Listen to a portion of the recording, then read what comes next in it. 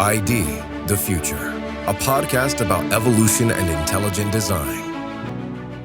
Welcome to ID the Future. I'm your host, Andrew McDermott. Today, we bring you the first half of a recent conversation with geologist Dr. Casey Luskin and his wife, science educator Kristen Murray, that originally aired on the Apologetics Profile podcast.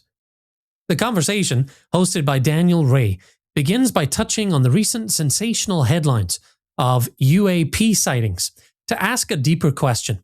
How do we scientifically distinguish between random noise and meaningful information? The conversation explores the scientific theory of intelligent design, and in particular the intuitive ways we recognize patterns in life, from forensic science to archaeology to the search for extraterrestrial life. Casey touches on the evidence that suggests the universe was intentionally designed to be discovered by us. The episode rounds out with discussion of some of the attempts by scientists to explain how life could have arisen on our planet, including the famous directed panspermia idea of aliens from elsewhere in the universe seeding life on Earth. It's a great setup for part 2, which will dive deeper into the question of alien life and whether alien life would be a product of intelligent design or blind evolutionary processes. Here's Dr. Casey Luskin and Kristen Murray in conversation with Daniel Ray.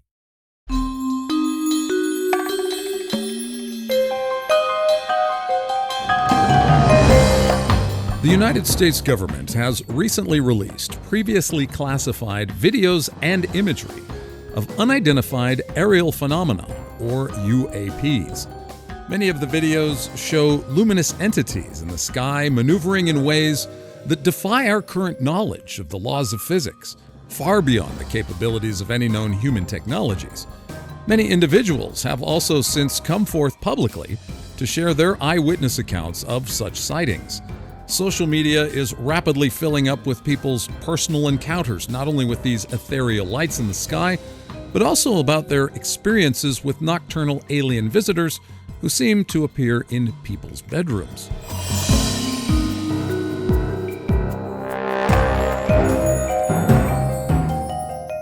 So, do aliens actually exist? Is it a for-granted conclusion that intelligent life exists elsewhere in the universe? If aliens are here, from where did they come? How did they get here? And why haven't they disclosed themselves to the world?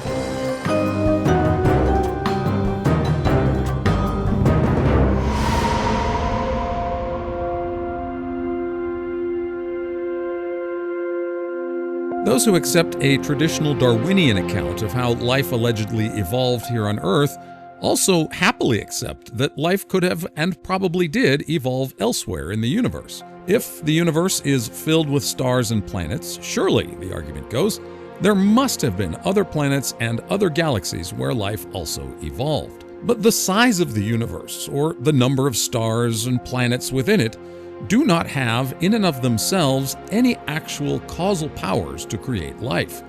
There are a myriad of other factors that must be considered when discussing not only the origin of life, but its subsequent growth, speciation, and sustainability. Evolutionary scenarios finally do not explain how extraterrestrial life could have evolved, and they also fail to account for the innumerable precisely fine-tuned constants and quantities required not only for the origin of life, but for its subsequent development and sustainability.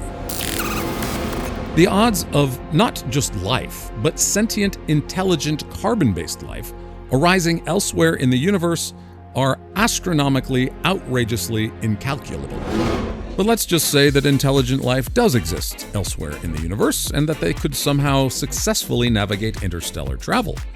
Why is it, though, that these alleged advanced races of beings often seem to crash their craft here on Earth? So, what exactly are these lights in the sky? Could there be intelligent life elsewhere in the universe? No one has yet specifically identified the nature and origin of the lights in the sky, and no one has yet to provide any physical, tangible evidence of actual alien beings, such as the little gray beings often depicted in Hollywood films and in science fiction novels.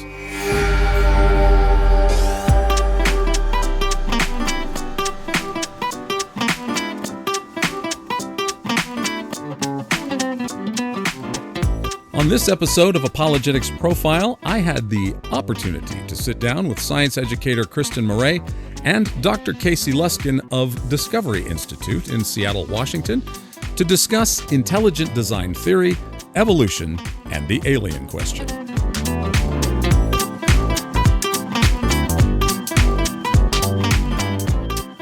Does evolution favor the existence of extraterrestrial life?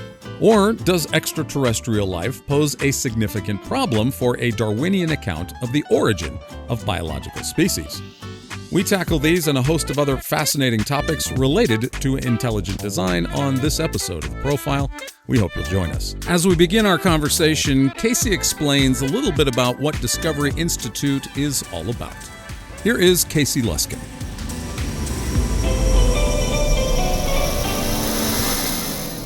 Discovery Institute is actually not a religious organization. I have coworkers at Discovery Institute who are certainly not Christians, even not religious. And the reason for this is our primary focus with intelligent design is not trying to promote or prove a religious worldview, but to show that there is real scientific evidence for design in nature. And you can have people who recognize this regardless of their worldview or background. There are folks, certainly Muslims, love intelligent design in many cases. Folks from, who believe, Jewish background or Christian background or even Eastern religious worldviews who believe in some kind of a creator or a mind behind the universe can all agree with intelligent design, because at heart, all we're saying is that there is real evidence in nature for an intelligent mind, for a creator, an intelligent designer. And that is not specific to one particular religious worldview. Folks from many different backgrounds can see that. And this, if you're a Christian, you're wondering, well, does this mean that intelligent design is anti-Christian? Well, I would say that for me personally as a Christian, what we're really saying is in the tradition of the verse Romans 1:20, where Paul writes that God is clearly seen in what has been made. And that's really what we're saying. You can see in nature evidence for a creator, for a mind, for an intelligence behind what we see.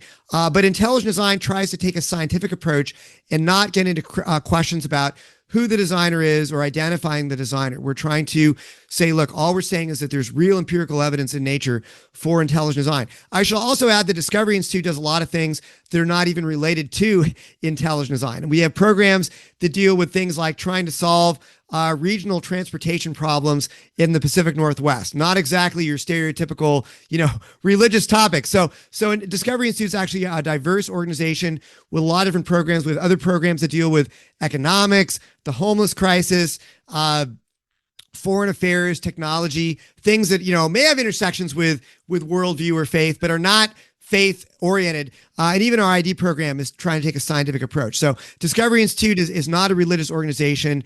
We do a lot of different projects. I asked Casey here about the concept of Shannon information, developed in the late 1940s, and how it became foundational in current intelligent design theory. Here again is Casey Luskin. Claude Shannon was basically an information theorist, a mathematician who did a lot of work back in the 1940s and 50s. He was also an early computer scientist. And he wanted to measure whether or not a signal was being faithfully transmitted across a channel. That was a very important question or issue that needed to be resolved early on in telecommunications, computer science, all those kinds of things. And so he came up with a way of measuring information and whether or not it was being faithfully transmitted. And I believe that he invented the term bits, or started measuring information in bits, which basically reflects the probability of a particular sequence or string of symbols or, information characters being transmitted. And bits basically are measured as the negative log base 2 of the probability of the sequence of characters. And so this always was being done kind of like in a communications channel environment, a computer environment, something like that, where you're sending discrete digital numbers or characters or symbols along a channel. And you want to ask, is it being faithfully transmitted? But what people realized pretty soon is that Shannon, the way that he measured information, doesn't tell you anything about whether that information is meaningful or functional. So if I were to say, like, have a 22 character string that just read out nonsense, then that would have the same, just a bunch of random letters, that would have the same number of bits as a 22 character string that had actually meaning. Like if you had something that said, this is a non-random string, that's 22 characters if you take out the vowels. You would have the same amount of Shannon information from a random sequence as you would have from a sort of a functional sequence of information.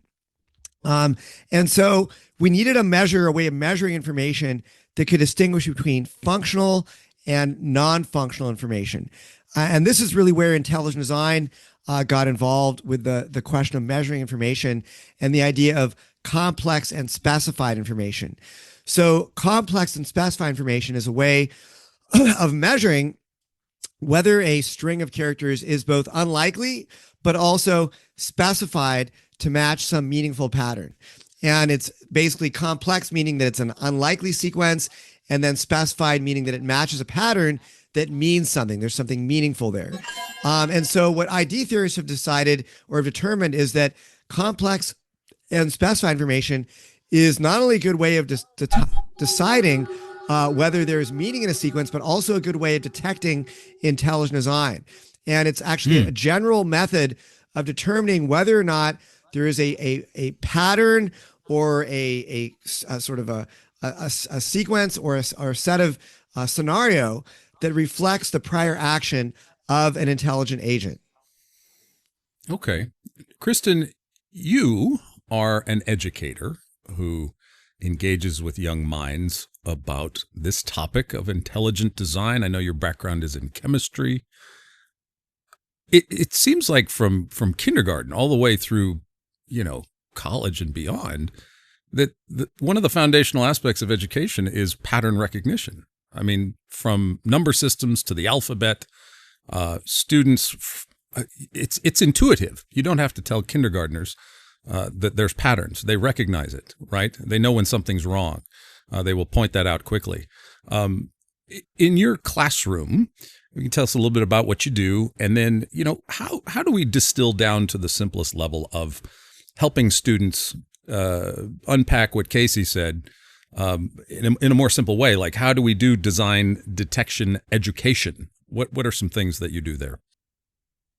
Yeah, early on in the course, as students are getting an introduction to what intelligent design is, we do need to pretty early on distill for students, what do we mean by that convoluted term Casey used, complex and specified information, CSI.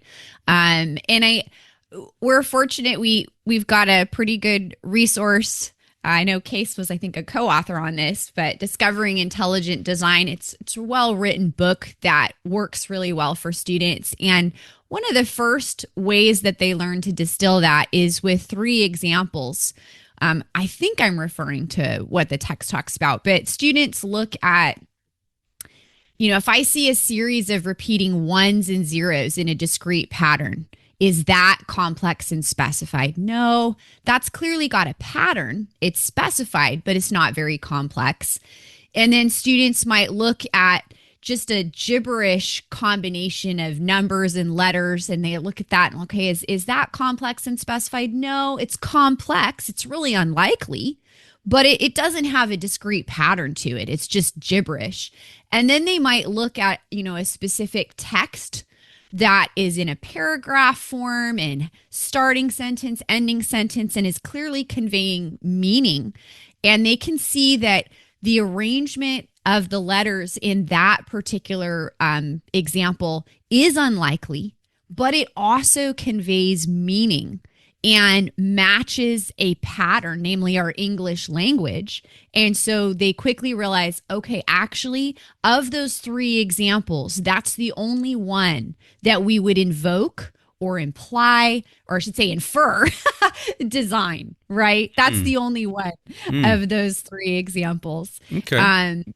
And I think I really appreciate that you use the word intuitive, because design inferences are very intuitive. it's like going with your gut. And it's not difficult as a student, since it's your natural instinct to be like, somebody wrote that, versus that was just generated through some random computer, spit out. It's very intuitive. Yeah. So in a sense, it's kind of the difference between recognizing 26 letters of the alphabet, which kids get really proficient in very quickly at a very young age. They can see the letters of the alphabet, but they can also detect an arrangement of those letters in a story. Beatrix Potter, Winnie the Pooh. They know there's a difference intuitively at 5 years old. They know there's a difference between a Winnie the Pooh story where they see words and the alphabet that they learn in class. But in both instances, there's pattern recognition. That kind of is what you're saying, I would think, right? Yeah. I mean, not only, as you say, does that start at a young age and it's intuitive, but in the course, again, probably in the same context of introducing CSI, it's helpful for them to see that this is not a new practice in the workplace level and professional level. They get introduced to the idea that their favorite, forensic science shows are using this type of design thinking. That you're arriving at the crime scene and you're distinguishing between a natural death and some creepy, grotesque murder, right? That there's a distinction there. And likewise, they're understanding that archaeologists are using this kind of thinking. Is this a naturally eroded piece of rock, or is this a stone tool that was carved for a specific purpose and matches patterns of other tools that we find? All of that is very intuitive, and it really does resonate with students. Yeah. They're like, I do this in my daily life. Right. Seems like we're wired for the intuitive sense of recognizing design. Casey, I want to take this up a notch again, back to the science, something I'm sure you're familiar with that we're talking about, information bits. In 1974, a group of astronomers got together and decided to send a message to the globular cluster M13, the Herculean globular cluster with thousands of stars, apparently believing that around one of those stars might be a planet with some intelligent life. So we beamed, and I'm quoting this from the SETI website, the search for extraterrestrial intelligence. And the assumption of SETI is that whatever intelligent life is out there would recognize hallmarks of intelligent design. So what's in the Arecibo message? Well, here's what they say. 1,679 bits, Shannon information there, arranged into 73 lines of 23 characters per line. Those are both prime numbers and may help aliens decode the message. I'm quoting here. The ones and zeros were transferred by frequency, shifting at the rate of 10 bits per second. The total broadcast was less than 3 minutes.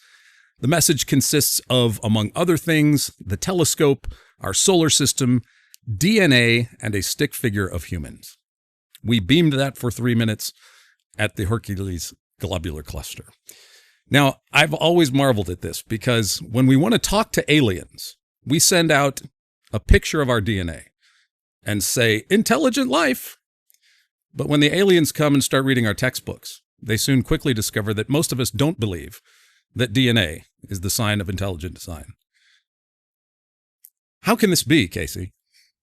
Yeah, exactly. So first of all, it's really interesting because when they did beam that signal into outer space, that was actually quite controversial. Because people said, well, we don't know who might be on the receiving end of that signal. Are they going to be friendly or not? Are we basically telegraphing our, it's like a little bunny rabbit, telling all the predators, hey, come eat me, like we don't really know who's going to get the signal. Now, thankfully, nobody has come yet. But as we all know from the, Independence Day, it takes a few years for them to get here. So maybe they're on their way. We really don't know. But yeah, so that was very, very controversial. But what you're talking about right now is classic design detection. Okay. We're sending out a signal that does not have any natural mechanism of being produced. And so we're assuming that an alien civilization will see that signal if it exists and immediately recognize that this did not come from a naturally produced phenomenon like a quasar or a pulsar or whatever. And what this actually gets at the psychology of detecting design, Daniel, because this is really, I think, an unrecognized principle at the heart of all methods for detecting design. And it's that minds are very good at recognizing when other minds have been at work. Okay, just kind of ponder that. Minds are very good at figuring out and recognizing when another mind has been at work. So, I mean, as Kristen was saying, like, we know how to recognize when a rock was carved into a shape for a purpose.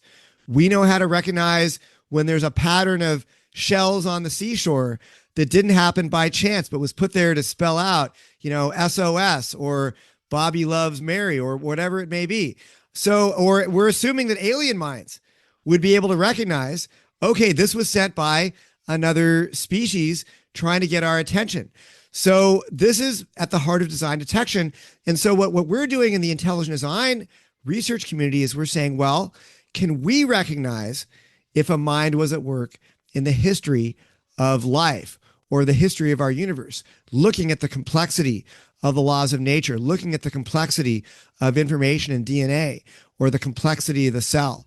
Can we also recognize when a mind was at work? So this is kind of the basic task that we're set out to do here.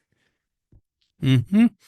Kristen, when you talk to students, when you're talking to high schoolers, a lot of people have just a fear or trepidation of, is there intelligent life among high schoolers anymore? But of course there is, right? Jokingly, anybody who's taught high school, I can assure you there is. Yes, no worries on that front. Yeah, and yes. It seems like people are like, the younger generations, we just kind of write them off as stuck staring at their phones. But as we've talked, when we talked last year, we were talking a little bit about how you got into chemistry and you were enthusiastic about the subject matter. And so you're passionate about telling these kids what you're learning. How do you see them, like what Casey was just saying, that it's obvious what design is to them? But how do you awaken that intuition to something beyond? Because I think a lot of us struggle with this. We know something so well, so intuitively, we take it for granted. But ID is something more like awakening people. I read a lot of the literature you guys put out, Discovery puts out, where people come into intelligent design. They have like a eureka moment where it's either something in the stars or something in biology that awakens them to, oh my gosh, this is design. It goes from an intuitive sense to a wonder. How do you ignite that in high school students? Yeah, I mean, I should preface as I answer that looks very different in a chemistry course than it does in, say, my colleague Summer Edwards' biology course. And both courses have an intelligent design lens to them. In my course, one way that you, quote, awaken that, as you asked, is having students consider the alternative, right? So if it's not designed, then it is the product of a purely blind, unguided, chance, materialistic process. And students need to grapple with whether or not that is sufficient. And that's kind of, I think, one of the initial awakening moments is actually grappling with whether or not such a process could account for what we know. And so in the context of chemistry, we lurk, if you will, in the land of the origin of the first cell. And how likely is it that we could produce that first life?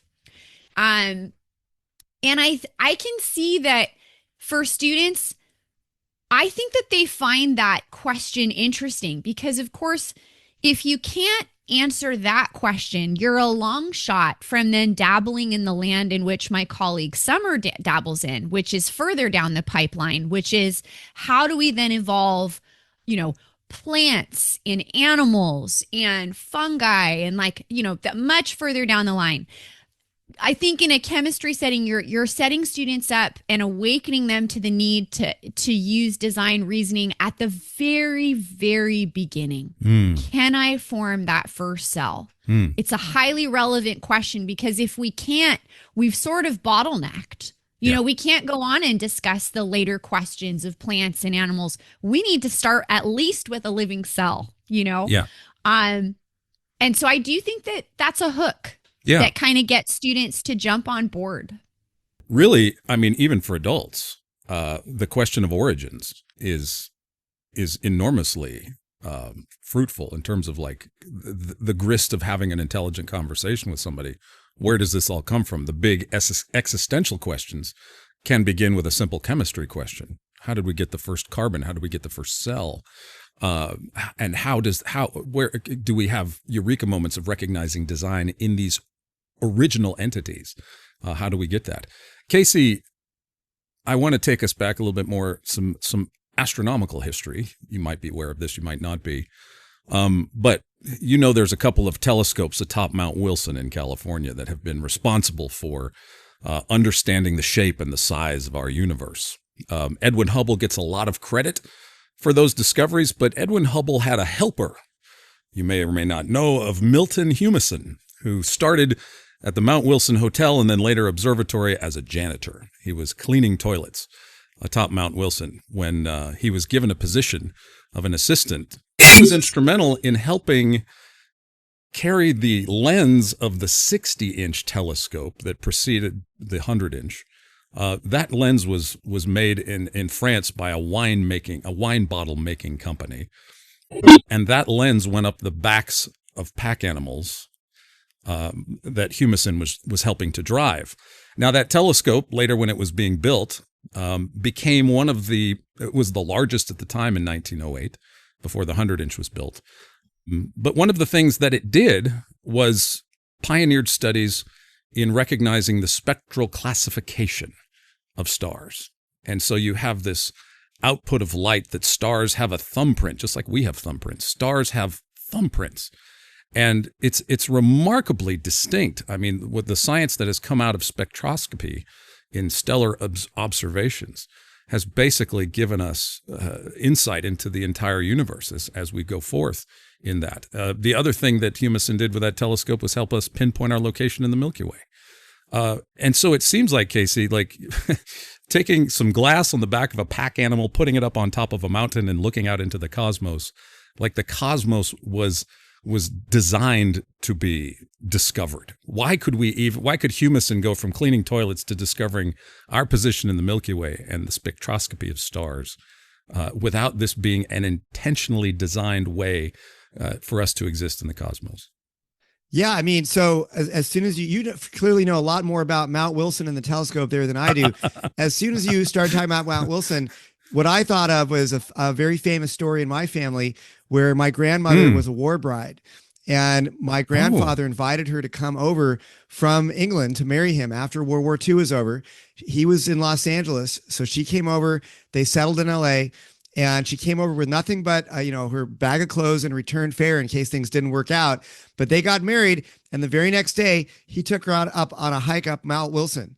And my grandmother probably never been on a hike in her entire life. So that's a famous story in my family. But anyway, so that's cool. Yeah, but yeah, I mean, you're absolutely right. The universe seems to be designed to be discovered. But you have to appreciate that if Earth was in a different location in our galaxy, we wouldn't know this, because there are many places in the galaxy where there's too much dust to be able to see starlight from faraway stars or galaxies, and to be able to appreciate this incredibly vast and finely tuned universe that we live in. And so it's actually partly because of the position of Earth within the Milky Way, where we are between these spiral arms, which is both the right location and not have too much dust, so you can see other parts of the universe, but also between the spiral arms, you don't have too much radiation. So it's a good place to live. And this gets into a thesis that was developed by two of my colleagues at Discovery Institute, Guillermo Gonzalez, an astronomer, and Jay Richards, a philosopher, called The Privileged Planet, where they argue that Earth is privileged not just because it's positioned in the right place for life to exist, but also for scientific discovery. And they argued that there's a convergence between the requirements for life and the requirements to actually make discoveries about our universe. And that's also part of the design of the universe. So the universe, as you said, Daniel, was designed to be discovered. And if life is able to exist, then that's also where you're best suited to study the universe. Really quickly before I go back to Christian, Case, I know you talk extensively at Discovery Institute about DNA, deoxyribonucleic acid, which is the double twisting helix that conveys or carries information for cells to create certain parts of whatever living system they're a part of. And I was thinking about this today as I was preparing for our talk. The double helix was in the early 1950s, discovered by Watson and Crick. And I think it was Watson, it was either Watson or Crick, who speculated that the double helix was perhaps the result of panspermia, which is a concept of intelligent design, actually. But it doesn't attribute it. The attribution is that of some alien species that was seeding our planet in some capacity. How seriously, and you can tell me if it's Watson or Crick, I think it's Francis Crick, how seriously is panspermia taken today in naturalism for an explanation of DNA? Sure. So, and we also have to distinguish, there really are two different versions of panspermia. There is sort of naturalistic panspermia, or natural panspermia, as you might call it. And then there's directed panspermia. And that's the one where the aliens are supposed to be intentionally seeding the universe with life. And it was directed panspermia is the one that Francis Crick believed in. And what's interesting is Crick took that view because, so of course, who is Francis Crick? Francis Crick was one of the co-discoverers of the structure of DNA. He won the Nobel Prize for that, right? Along with Watson, and probably other scientists who deserve to be recognized also should have shared in that discovery. But Francis Crick famously wrote that an honest man, armed with all the knowledge available to us now, could only state that in some sense the origin of life appears at the moment to be almost a miracle. So many are the conditions which would have had to have been satisfied to get it going. So Crick was an atheist, and definitely not, a believer in God. He was definitely a believer in a naturalistic, origin of life, history of life in the universe. Yet he recognized that it would have taken a quote unquote miracle for life to get going on Earth, at least. Okay. So because of that, Crick was forced to look elsewhere for where life could have arisen. And he turned to panspermia, namely directed panspermia, the idea that aliens basically seeded our universe with life. Now, it's also interesting that he turned to directed panspermia rather than what we might call natural panspermia. Natural panspermia would be where life somehow rises somewhere in the universe, and then through natural mechanisms, life spreads. Maybe life evolves on some planet, and then that planet gets hit by an asteroid, which ejects some life on a rock on that planet out into space. That life on the rock travels through space for gazillions of years till it finally lands on a new star system, and then life colonizes that new star system, and that's how life spreads slowly. I don't know if Crick commented on that, but he didn't even go for that. He said that the only way for life to spread around is it had to be intentionally spread by aliens, because he saw that it was too unlikely to happen on Earth. I find that very interesting. Francis Crick is basically a skeptic of or at least he's willing to, say this is highly improbable, the origin of life on Earth, but he's okay with it being intelligent design as long as it's aliens. All right. Richard Dawkins said much the same thing in the documentary film Expelled. There was this incredible interview at the end of that movie, this documentary, where Ben Stein is interviewing Richard Dawkins, and he says, well, are you okay with intelligent design? And Dawkins basically says, yeah, I'm okay with ID, with intelligent design, provided that it's not God, that it's aliens. Okay. So I just find that very suspicious. They're only okay with intelligent design if it's aliens. Now, we could also talk real quick about, so is directed panspermia possible? Well, who am I to say? Aliens have to exist first. To my knowledge, we don't have good evidence of aliens existing yet, despite a lot of the fanfare that's been in the media lately. But we also have to appreciate that this idea of panspermia is not really the consensus view in mainstream science. Although we'd love to think that scientists believe that, alien life was seeded on Earth from another planet. Yeah, that makes for great sci-fi. That's a lot of fun. But scientists, they think about these things. They don't rule it out of hand. But panspermia is definitely not widely accepted, especially, either version of panspermia, natural panspermia or directed.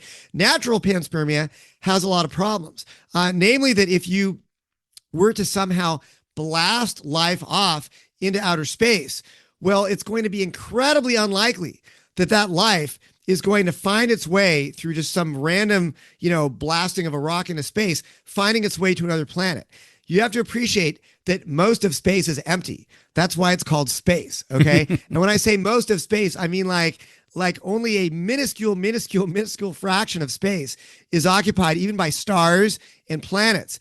So the likelihood of you randomly blasting a rock out into space and then it finding its way to another star system is infinitesimally small. And even if it could find it, you're going to be talking about, many millions of years traveling through space. Well, space is full of something, not matter.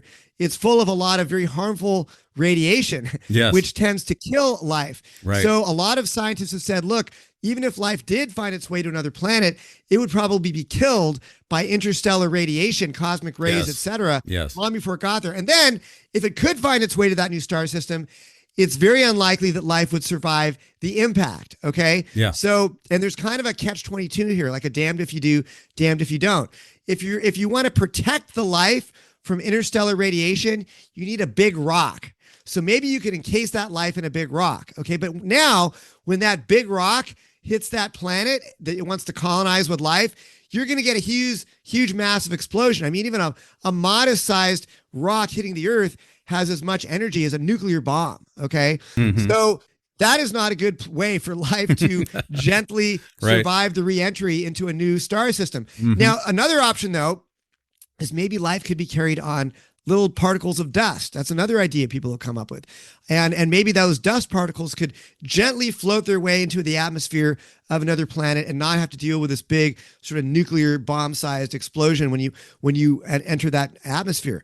Well, now you've lost your ability to insulate that life from interstellar cosmic radiation because the dust particle doesn't have any sort of shielding.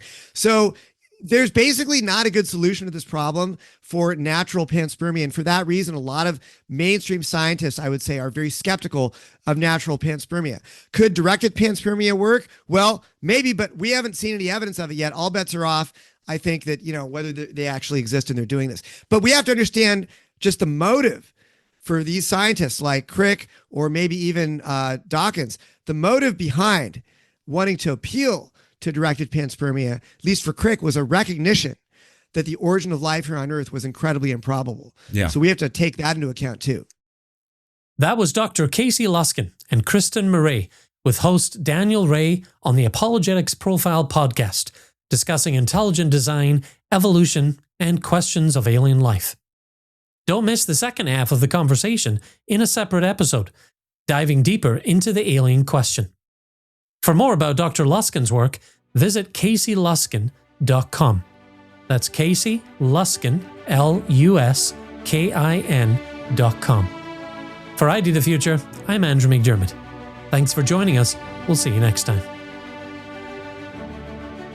Visit us at idthefuture.com and intelligentdesign.org.